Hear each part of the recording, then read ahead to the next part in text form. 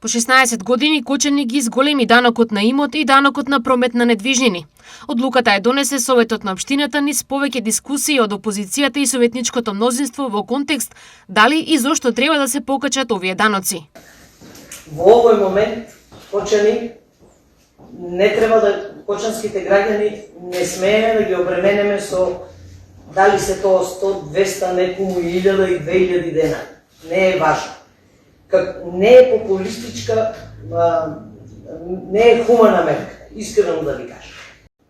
И сега ние ако сакаме да имаме подобрување на инфраструктурата, нови улици, да речеме, рехабилитација, реконструкција на улици, да имаме подобро осветлување, подобро одржување на јавна површина, вложување во инфраструктури и капитални проекти, од друга страна, нели ќе треба и да се зголеми, да речеме, минимално данокот. За некои од советниците, зголемувањето на даноците е пополнување на буџетската празнина.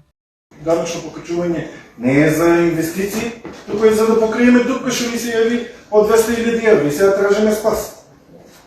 Прв ќе бе да се гласа оваа точка, ако беше за инвестиција, ако беше за нов базен да качиме данокот, за нов базен да направиме. За нова сала, направивме ли нешто од тоа?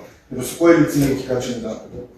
Ајде, одма сега ние најлесното решение е качување на данокот.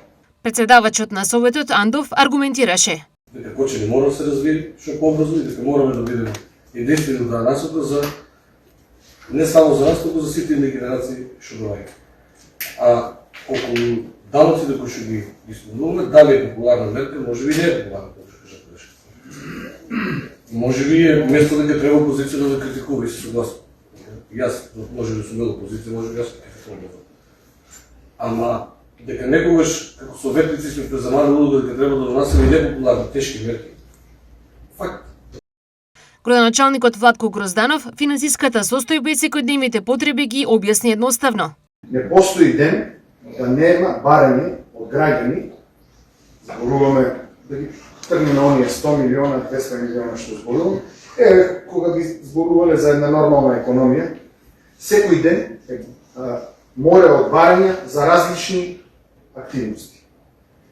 Освен овие На крај со мнозинство на гласови, предложеното зголемување на даноци е усвоено, со напомена дека зголемувањето на данок на имот ќе се применува од почетокот на 2027 година.